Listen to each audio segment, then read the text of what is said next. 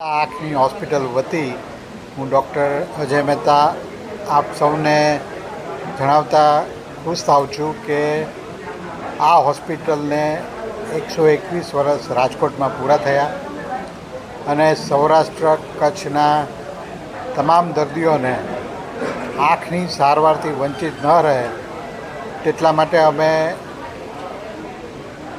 નેત્ર રોગ નિદાન અને સારવાર કેમ્પનું આયોજન ચાલુ કરી રહ્યા છીએ. શરૂઆતમાં 2 કેમ્પ અને પછી રાજકોટ તાલુકામાં, રાજકોટના તમામ તાલુકાઓમાં અને પછી આજુબાજુના જિલ્લાઓમાં પણ આ કેમ્પ કરવામાં આવશે. આ કેમ્પમાં મોતિયાનું ઓપરેશન તથા નેત્રમણી આરોપણ વિનામૂલ્યે કરવામાં આવશે તથા જે દર્દીઓને બેતાલાના ચશ્માની જરૂર હોય તેમને પણ અમે વિનામૂલ્યે આપશું. આના સિવાય કોઈપણ દર્દીને કાંઈ પણ પ્રોબ્લેમ હોય અથવા તેમને તેમનું નામ નોંધાવવું હોય તો નીચે જણાવેલ નંબર ઉપર ફોન કરી અને આપ રજિસ્ટ્રેશન કરાવો છો. અમારી આ યાત્રાનો એક જ એમ છે, એક જ અમારો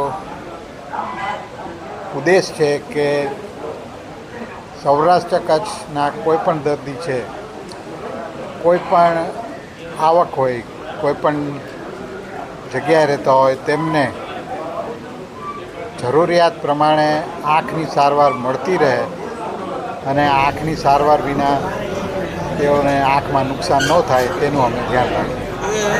આભાર.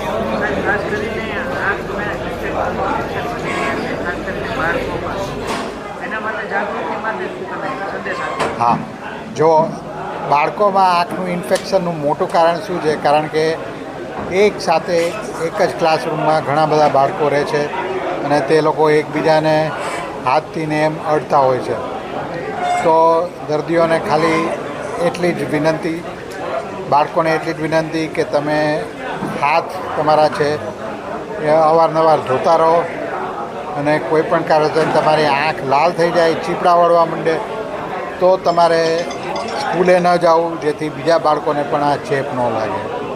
મોબાઈલના ઉપયોગ ઉપર હા, મોબાઈલનો ઉપયોગ છે ને એ એક ટાઈપનું એપિડેમિક થઈ ગયું છે અને આના લીધે આંખમાં ડ્રાય આઈ સિન્ડ્રોમ અથવા કોમ્પ્યુટર વિઝન સિન્ડ્રોમ છે તે બહુ વ્યાપક ફેલાયેલો છે. તમે મોબાઈલનો ઉપયોગ કરતા હો તો એટલું યાદ રાખવું કે 20 મિનિટ પછી મોબાઈલ મૂકી અને 20 ફૂટ દૂર 20 સેકન્ડ માટે જોવું.